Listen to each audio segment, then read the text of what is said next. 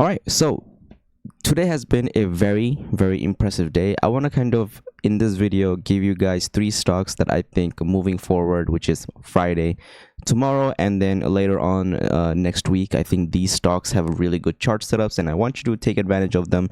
So that is going to be today's video.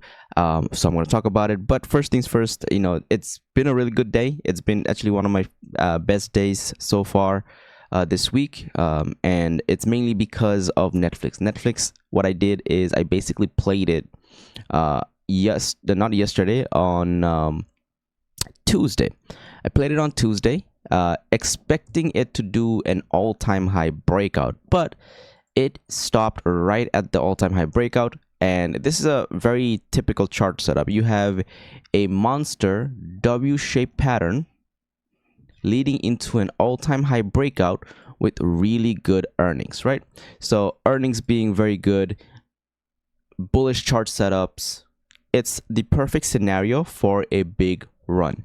And the best part is that this last time it hit that all-time high, it was 2 months ago. So it had a whole 2 month of consolidation building this W-shaped pattern, and then got good earnings to push it above the W-shaped breakout zone, which is above this part right here, and then leading to the all-time high break. Now, what I told my members was that I think it is going to do an all-time high break. And the reason I said it was going to do an all-time high break is because when companies have good earnings, they tend to be a multi-day runner and they tend to have a lot of upside. And the way market behaved today and this week, it's been fairly bullish. Yes, there was some red here and there, but majority of it has been pretty bullish this week, and I expected that bullishness to flow throughout the whole market and just kind of sprinkle into Netflix itself and push it higher. So it's been a great day. Netflix ended up running a lot, and I tried monitoring it as closely as possible, giving plays along the way. We had Tesla as well as another play this week that had done very well during its earnings day. But yeah, you can see I've been monitoring Tesla very closely for the past 2-3 days. Had the swing ended up paying really well. I had 1100 calls, which ended up paying 150%. I think at one point they were close to 170% or something like that. And then the 1105 calls went up 65%. I think it was a bit more. I sold again. I left super early. I should have held on to it. If I held on to it, these were up, I think, 200-300%. I would have made even more, but again, I leave early on the these were risky plays. These were all expiring this week, so I had to leave and I had to take profit because cannot deny profits. Then I gave out an Nvidia play and then a Now play, both of which ended up doing very well, and both of which ended up paying, I think, 25% or 30% on Now, and then Nvidia ended up paying 25%. I still have some runners on both of them. I'll talk about those in this video as well, but let's get straight into the top 3 stocks for today, and starting off with LLY. LLY has earnings coming up, so this one's a bit tricky. Earnings is coming up on May 1st, Thursday, which happens to be next week, I believe. Yes, next week, Thursday, literally a week away. And by the time we get there, I want you to pay attention to this pattern. And it's a very straightforward pattern. And this pattern is, if I draw it out, you'll see it, basically an inverse head and shoulder. So you have your shoulder, your second shoulder, which is a very small one, but it still counts as a shoulder, and then you have your head, which is this big low point. An inverse head and shoulder is a very bullish pattern, just like a head and shoulder is a bearish pattern. So with an inverse head and shoulder forming here on LLY, this becomes a really nice setup to keep an eye on for tomorrow and into its earnings. And LLY does tend to have decent earnings, so it might even be really good to play into earnings, and then maybe even after earnings as well, for sure. So it is going to be one of the main ones that I watch for, not just this week but next week as well. And yeah, the main area that I'm looking for a breakout is basically this 875 level is going to be huge. And the other area that I'm looking for tomorrow is the high of today. So if I want to play this tomorrow, which is Friday, I would like to see how it would behave above the highest point of today. So the highest point of today basically was around the end of the day, which is around 862.75. So if we can break through 862.75 or even just 875, I will be looking for a long, and I'll be looking for this inverse head and shoulder to kind of play out. So very, very important to watch out for this. It is a very nice and clean chart setup. It is an inverse head and shoulder. It's a very bullish pattern. Flow on the bottom seems to be rising every day, so it's good. That means that people are buying in before earnings are coming out, so that's something to keep an eye on, as that's a good sign of bullish flow, and we might see this bullish flow continue into next week right before earnings. So in anticipation of earnings, so we get like a pre-earnings run up. Again, market is very ever changing, right? There's so many news that's been happening with tariffs and everything, so patterns aren't super reliable, but it does give us ideas on where to look, and it helps us increase our probability of winning. So watch out for LLY. Very, very nice setup. Number 2, this is Palantir, and this one did a very interesting thing. It's technically also an inverse head and shoulder, not the cleanest, right? But technically it is also an inverse head and shoulder breakout. You have your shoulder, you have your head, and you have your second shoulder. But more so than an inverse head and shoulder, what I am interested in is, first of all, it did this breakout right here, which is very, very important, right? Confirms this resistance right here. It went up to this resistance 2 times, so one right here and then one right here, and it broke out yesterday, and then we have a continuation today, right? Very nice. The main thing I am focused on heading into Palantir's earnings, which is Monday, May 5th, which is literally next week, right? It's right there. Wait, is it next week, or is it 2 weeks? Monday, May 5th. Oh, we have 2 weeks. Never mind. It's not next week. It's not next week. Yeah, we have 2 weeks until earnings on Palantir. So here's the thing. Here's the plan. Heading into that earnings that is coming up in 2 weeks, this point right here, this point that we see right at the top right here, this is Palantir's all-time high. This all-time high came in after its last earnings. It gapped up and it ran, and since then it has sold off. Now this highest point that you see here happened on February. So March, April, 2 months consolidation. Let me remind you, a stock that did a 2 months consolidation and ran up a lot. Netflix. What happened with Netflix? As I explained in the beginning of the video, we had an all-time high breakout because of its bullish chart pattern and because earnings was good.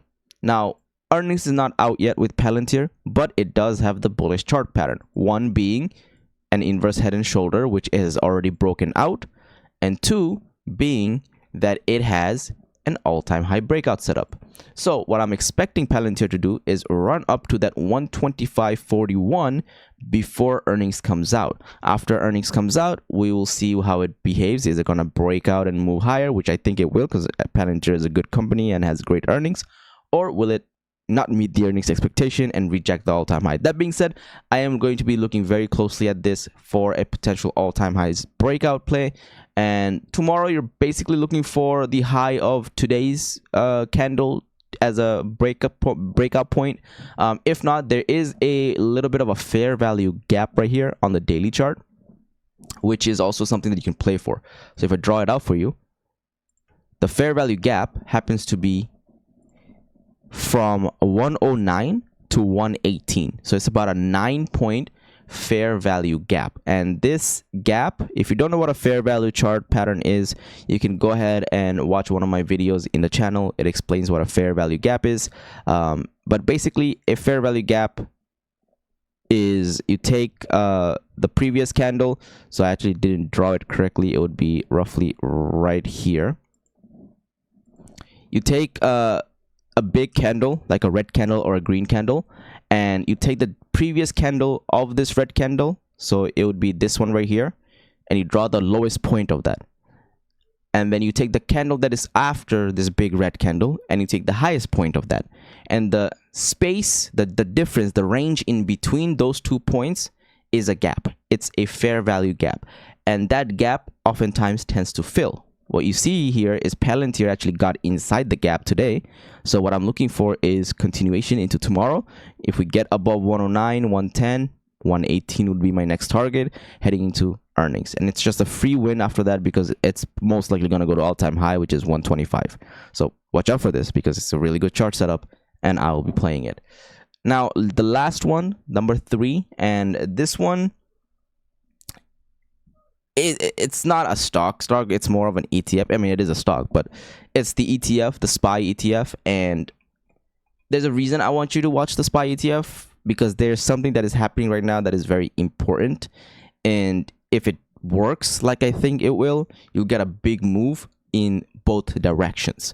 So the main thing when playing SPY is, first things first, let's take a look at what VIX did, right? VIX is back down into the 20s. It went up to 30, rejected 30 yesterday, and then it has now fallen back below that level and is now coming down. Now, what I want to point out to you is that VIX actually has a gap. It's hard to see because of all these lines that I have. These are all support and resistance lines. But essentially, you'll see that there's a bit of a gap here on VIX from $25 down to like $21 or $22. There's like a 3-point gap right there, and those 3-point gap is where I think VIX is going to head towards, which if it happens, what will happen with SPY is it's going to push. Now SPY is actually at a very crucial spot. It is at a downtrend reversal as well as a resistance of where it had this big green candle, which is basically around 550, 548.50, 550. If SPY breaks through this zone either tomorrow, which is Friday, or maybe Monday or Tuesday, whichever the case may be, it is going to be a downtrend reversal. It's going to be a big reversal because this is a downtrend reversal after we started selling off on all those tariff news, right? So this reversal becomes huge. It's going to create a big push because you also see the purple EMA cloud. It will try to break through that purple EMA cloud, which is also very big. Now, will it do it? I don't know, right? I look at the flow right here. We're starting to reverse to green, but we also tried reversing to green here and failed because, again, SPY is heavily impacted by news. So you have to be very cautious about that. News will completely change what the pattern looks like. Even if it is a good pattern, it doesn't matter. News will triumph. So as we are getting ongoing news, we have to be very cautious about that. That being said, if it breaks through, 548.50, 550 level, look for a run towards 560, 565. I think that's going to be very, very doable. However, if it fails around 550, 548, 550, look for a short there. Look for a rejection around this trend line and around this 550 resistance, back down towards 540. And it will be a really good short if you get it right there. You can have your stop loss right above 550 just to be safe, right? Let's say you take a short position, a put option around 550 when SPY is there. And if it fails, you make a lot of money because you got in right at the top. But if it doesn't and it goes up above 550, all you do is simply stop out for a small loss. That's the best way to catch a topping play. That's what you're looking for. Now, I will say it's looking a lot more bullish than bearish. And the reason I say this is because we have a red EMA about to go green. We have the flow turning green on the daily chart. Chart itself looks very bullish. We kind of bottomed at a very, very big level of support, which if I draw it out, you'll see exactly what I'm talking about. Around that 480 mark is where we bounced off of when we hit this low a couple of days ago, or a couple of weeks ago, 2 or 3 weeks ago. So it's bouncing off of a very big support, and it's also a weekly 3-bar pattern that is forming. Tomorrow we'll decide if this is going to be a 3-bar pattern. All SPY has to do is close above the highest point on the red candle, which is like 545. So if SPY this week, which is by the end of tomorrow, Friday, closes above 545, it is a 3-bar pattern on the weekly chart, which is a bullish pattern on the weekly chart as well. So not just tomorrow, but heading into next week, you want to watch SPY because it is forming very, very big patterns that could reverse and send us higher, pushing us maybe even more back towards all-time high, back towards 600. So that's basically what we have. Those are the 3 stocks that I think you guys are gonna really like trading, and I'll be very closely watching these 3 and trading with my members in the group, which if you want to get in, you can check out the link in the description below. And last but not least, just briefly mention Nvidia. Since I have a position, I think there's a nice little gap right here from 107 to 110, which I'm looking for it to fill, and I think it will. And then Now released earnings today, and I think the earnings was really good, so watch for Now to kind of push back up to 1000, and once it breaks 1000, you're probably looking at these gaps that it has to fill back when it was at all-time highs around 1200. So watch out for this one as well. Could be a really good mover, could be a multi-day mover. Keep an eye on it. All right, I'll see you guys in the next video. Have a wonderful day. Peace.